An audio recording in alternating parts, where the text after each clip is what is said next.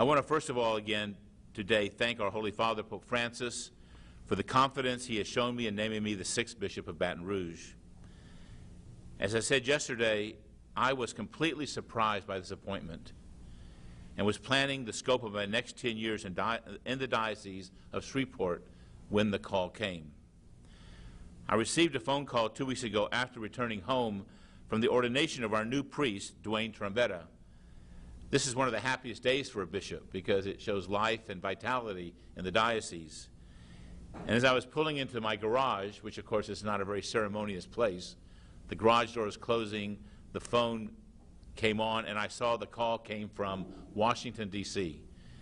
Now, there's not many people who have my number in Washington, D.C., and I knew it was coming from most probably the Apostolic Nuncio. And it was the Apostolic Nuncio, who is the Pope's representative in the United States, and he informed me that I was being called by the Pope to be the next Bishop of Baton Rouge. While I am sad to leave the good people of the Diocese of Shreveport, I accepted the appointment without reservation because I see this is in the will of God for me, as well as the will of God for the Diocese of Shreveport and for Baton Rouge. I am not clear, I'll just state this again, why me? I don't really understand it. I'm from Texas originally. Shreveport, and the Diocese of Shreveport was an easy fix. It was kind of going into a similar culture. But South Louisiana is a whole different kind of culture. And I have to admit that I have always been surprised and puzzled a little by most of the pastoral assignments that I have had. And no matter how fast I had to move, or how unprepared I was, or how overwhelmed or humbled, in every case, when I embraced the assignment without reservation, I found the joy and blessings I know now that God intended. I fell in love with those I served, and I also found that in every case, I continued to discover the goodness of the people of God. This has certainly happened here in the Diocese of Shreveport, where I hope to find, and now I hope to find, as loving a family in Baton Rouge as I have had here in the diocese. Since this may often also be picked up a little bit in South Louisiana, I want to say that my falling in love with the Diocese of Shreveport is also all about falling in love with North Louisiana. And my diocese goes across the whole top part of the state and then dips down a little bit into the areas of Mansfield and Zwolle and Manny. And, you know, if you just look at the diocese that I'm a part of, you know, I oftentimes say that when I came to Louisiana for the first time, that I thought that my refrigerator would be full of shrimp and seafood. But instead I got tamales and meat pies. And I don't say that to be in any way critical. I say it as a way of saying how surprised I was at the diversity of culture in our state, especially in North Louisiana. I mean, I love the Zwolle tamales and the meat pies that come from the south part of our diocese. They're a part of my food groups now. But then you see in South Louisiana, our South Louisiana, which is Zwolle and Manny, they wouldn't consider that down South Louisiana. But you see the influence of the Spanish and the Native Americans of our area. As you come up into Shreveport, you have this tremendously vital medical center with a medical school that feeds all of East Texas and Northwest Louisiana. You have, of course, great colleges throughout our whole diocese. We have Centenary, Grambling. We have Louisiana Tech, University of Louisiana Monroe, these great universities all through North Louisiana. And I actually have 3 rivers that go through my diocese. So 2 cities at least that have a river going right through them. And I see how strange it is. River cities are strange because you have 2 cities just a bridge apart, but in any other part of the country they'd be so different that they would be miles apart. And I learned to appreciate the unique character of each of those cities.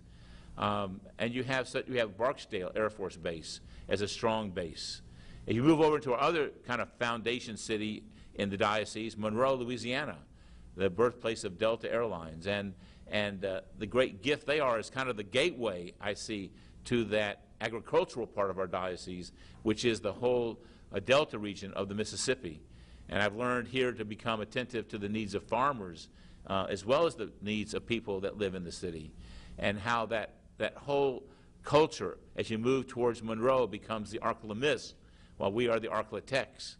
And I think we would do grave harm to our state to not appreciate the great depth and importance of North Louisiana in this state. And I have been privileged to serve here and to come to appreciate it in a way that I will always treasure. And I will miss the wide open spaces, because now I'm going to be going into basically an urban diocese that's half the size. We're over 11,000, 12,000 square miles here as the diocese, but we're only 40,000 Catholics. We're a small diocese in terms of numbers, but I always see the Catholics here as having had a strong influence and presence, and I've been very proud to work alongside of them. So with great sadness, I guess some expectation and excitement about a new opportunity, but not without paying a very big cost. I announced that I will be moving. The date for my installation is going to be August 24th at 2 o'clock in the cathedral at Baton Rouge, where I will take possession of the diocese.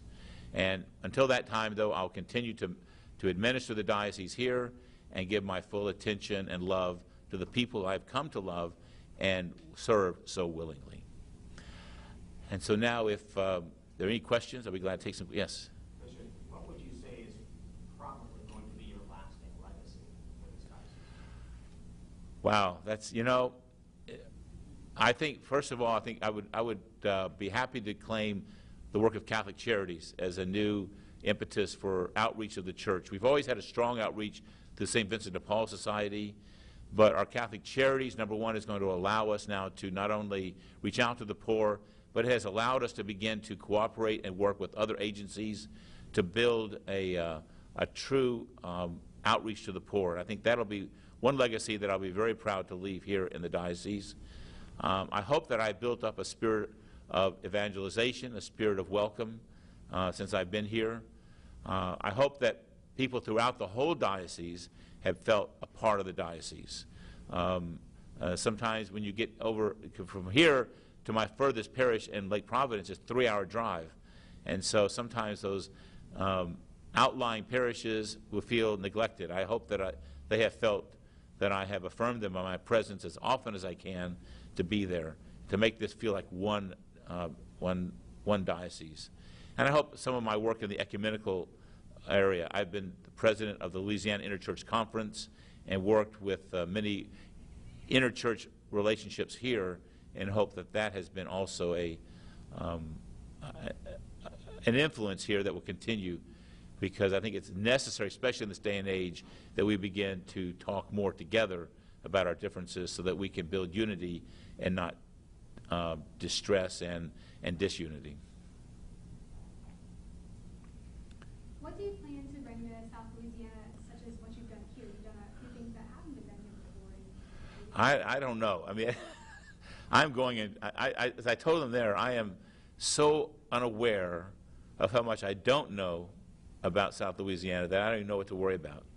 And I hope to bring the same spirit I think their bishop has now, an openness, an accessibility.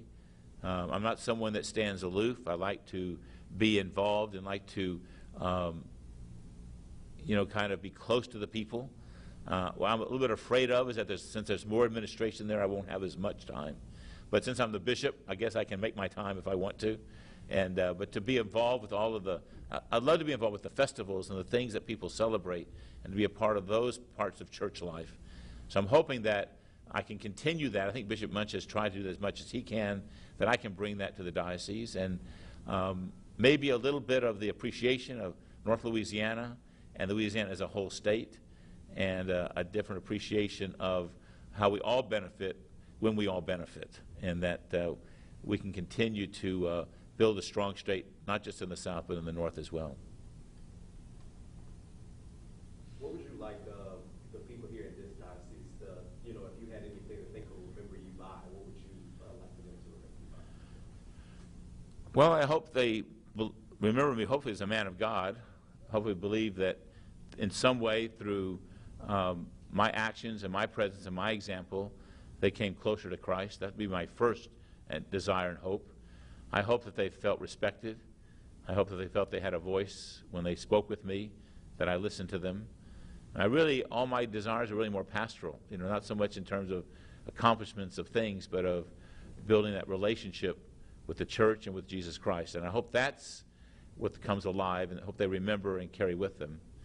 I hope the ecumenical community remembers me as someone that's also approachable and has tried to be a part of as much as I could in this city. It's a city that at times can come together wonderfully, but also at times shows its divisions as well. And so I hope that I've been a part of, maybe in some little small way, healing some of those divisions. Do you know when your replacement will be here, or the lifespan, or even know when your replacement is? No, I don't. What will happen is that now, since I've been named the Bishop Designate of the Diocese of Baton Rouge, I now officially become an administrator of the diocese here. And when I am set in the cathedral, when I'm set in the chair of the cathedral, and I become the Bishop of Baton Rouge, then there's an organization of priests here in the diocese we call the Board of Consultors. They will gather and choose an administrator from one of the priests of the diocese who will administer the diocese, until the new bishop is named. Before I came, if you have a longer history, you know that Monsignor Provenza, in the last transition, was named as the administrator. Now that wait lasted almost 18 months. We would expect, hopefully, a decision much sooner. Decisions are coming now between 6 months and a year, so we'd hope a much quicker decision is made for the diocese.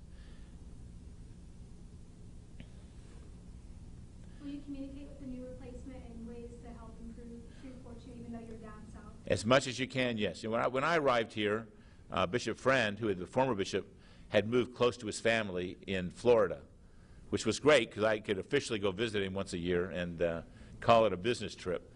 And so that was nice. But yes, you always offer your help and care, and he did the same with me. He said, anytime you need help, give me a call, and I'll be glad to give you any information or help. And he did. We spent several times together talking about the diocese and the history.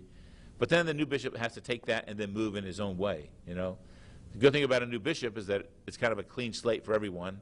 Everyone has a chance to build a new beginning, you might say. And so new bishops like to come in and assess things for themselves as well, to get a clear view before they hear the other bishop's input. But certainly I promise it to the new bishop here, and already Bishop Munch has promised he'll be living actually in the diocese, so it will be as much of a help as I need, he's willing to give.